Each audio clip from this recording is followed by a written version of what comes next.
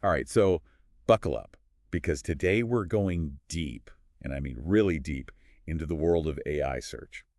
Definitely a hot topic these days. It is, but we're not just talking about asking it to, write you a poem or settle a bet about who starred in that movie. Yeah, right. We're going way deeper into how these systems, these AI search systems, can be manipulated. Yeah, getting those answers, well, more like the answers someone wants you to see, not necessarily the ones you need, or even more than that, the ones that are actually the most relevant. Exactly, and that's what we're diving into today. It's a little unnerving when you start to think about it. It really is, especially with AI search tools like, Bing's Copilot or Perplexity AI. They're becoming so commonplace. Absolutely, and researchers are starting to uncover some, well, let's just say interesting things about how these systems can be, how do I put this delicately, influenced. Influence, I like that. Yeah. So let's paint a picture for our listeners. Okay, I like it. Let's say I'm shopping for a new coffee machine online, right? Okay, I'm with you. And I'm talking top of the line, makes every kind of latte, all the bells and whistles. Sounds fancy. Oh, it is. In my dreams, at least. Oh. But I digress. Yeah. So I type in my question, and boom, this AI search engine. It doesn't just give me a boring list of links like we're used to. Right. It's giving me conversational answers, recommendations, the whole 9 yards. A whole shebang. Exactly.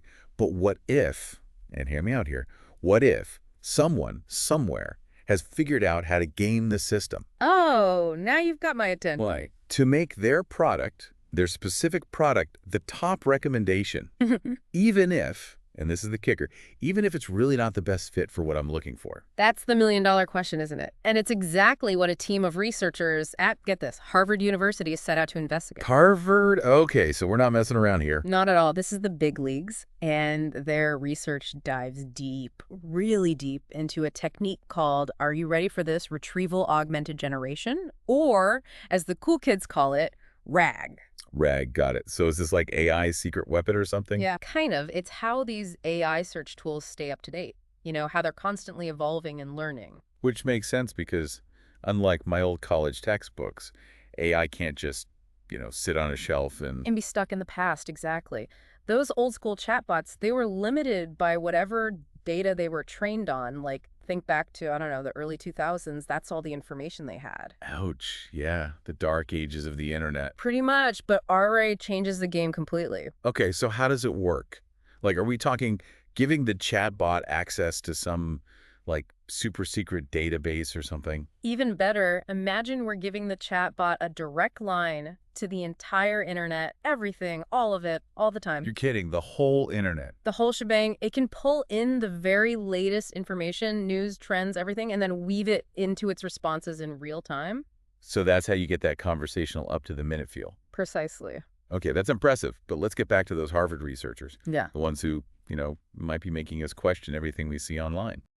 Right. So how did they actually hack this R-Guide system? Did they have to, physically break into some top secret server room? I was picturing that. Yeah, like that's something out of a movie. Oh, it wasn't quite that dramatic, though I'm sure it was just as intense in its own way. Okay, I'm all ears. So their paper, it was authored by Kumar and Lakkaraju, if you want to look it up, focused on manipulating something called the prompt. Essentially, it's the set of instructions the AI gets. Think of it like the blueprint for its response. So instead of giving the AI a recipe for a cake, we're giving it instructions for how to answer my very important questions about coffee. You got it. And imagine this prompt has 3 main parts. 3 parts. Okay, lay it on me. First up, you've got the system prompt. This is where you set the AI's personality, how it should behave, like you are a helpful and informative AI assistant.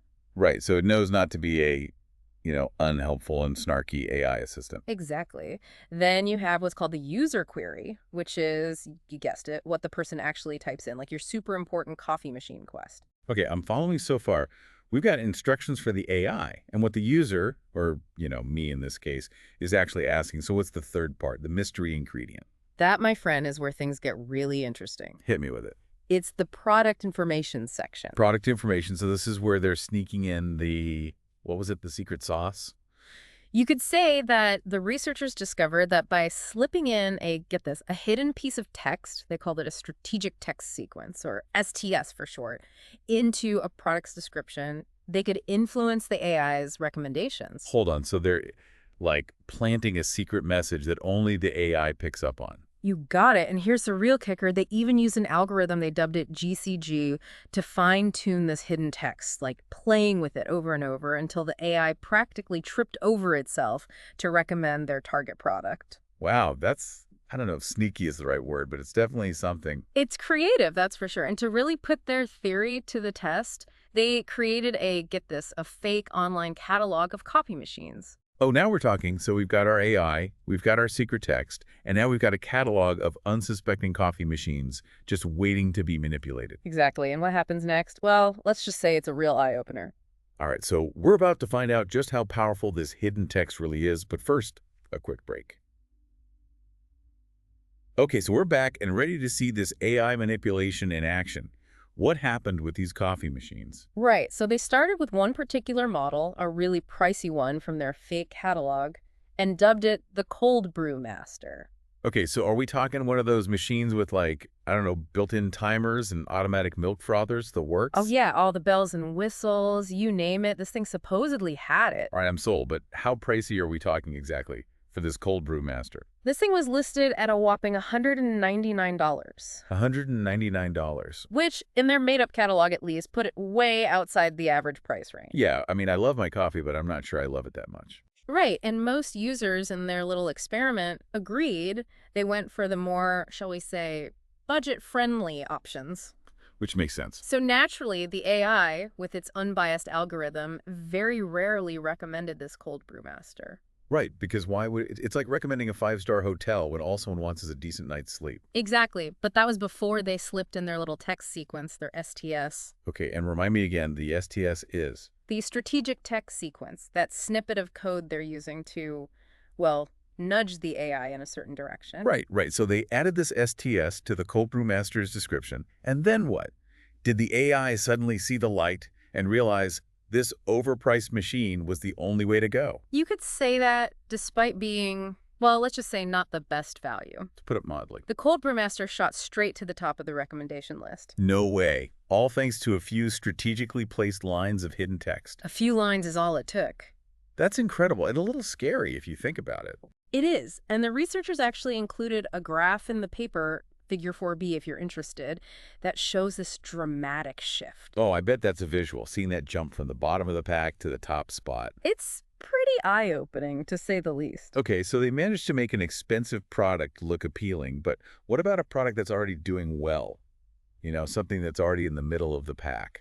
So you want to know if they could give an already popular product an extra boost? Exactly. Like, could they manipulate the AI to, I don't know, crown a new king of coffee? Well, that's what they wanted to find out. So they targeted a mid-range product this time, called it the Quick Brew Express. Quick Brew Express, got it. And it was a solid machine, in their fake catalog at least, already getting a decent number of recommendations on its own merit, and guess what? Don't tell me. They managed to bump it up even higher. They did.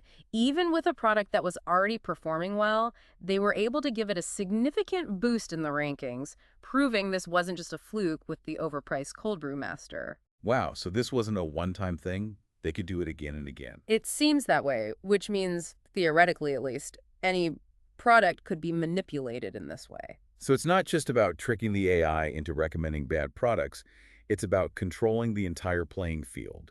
What we see as the top choices, even if those choices, well, aren't really our choices at all. Now you're starting to see the bigger picture, and it's a little unsettling, to say the least. That's an understatement. It's like finding out someone's been rigging the lottery. You think you have a fair shot, but in reality, the game was rigged from the start. Exactly. And that's what makes this so unnerving, because how do we even begin to address this?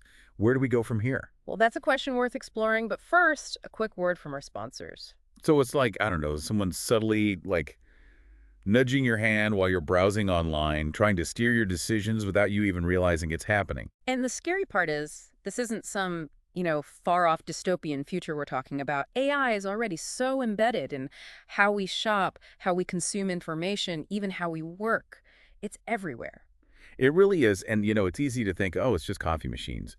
But this research, it really opens up a Pandora's box of what-ifs. I mean, what if it spills over into how we see the world? The news we read, the scientific breakthroughs we're celebrating, that's a whole other level of impact. Absolutely. And that's why this research is so crucial.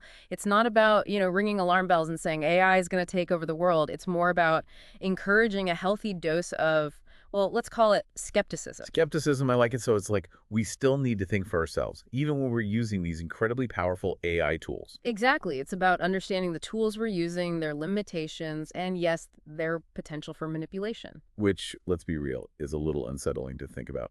It is. There's no denying that. But awareness is the first step. And from there, well, we need more transparency from the companies developing these tools, and we need to be having open and honest conversations about the ethical considerations. Yeah, because it's not just on the tech giants to get it right.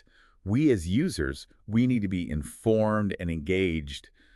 It's kind of like, back in the day when we all had to learn how to spot fake news. Right. It's about developing that critical eye, considering multiple sources, and remembering that just because an AI tells you something, well, that doesn't automatically make it true. It's like anything else online. You've got to take it with a grain of salt. Exactly. And going back to those strategic text sequences for a moment, those little snippets of code the researchers used, they weren't just random gibberish. They were created using that algorithm, the GCG, to specifically target the AI's weaknesses. So even the manipulation itself requires a deep understanding of how these systems work. Precisely.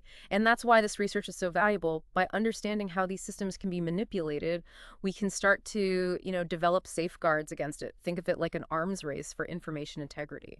That's a powerful way to put it. An arms race for information. I like it. So as we start to wrap things up here, what's the one key takeaway you hope our listeners walk away with today? The future of AI, it's incredibly exciting. There's no doubt about that. But it's not without its challenges. We need to approach this technology with both, enthusiasm and a critical eye, remembering that like any powerful tool, it can be used for good, or as we've seen for, let's just say, less than noble purposes. Absolutely. And as we continue to venture deeper into the world of AI, understanding its vulnerabilities is just as important as celebrating its possibilities. That's all the time we have for today's deep dive, but thank you as always for joining us. And remember, stay curious, stay informed, and most importantly, always question what you see online.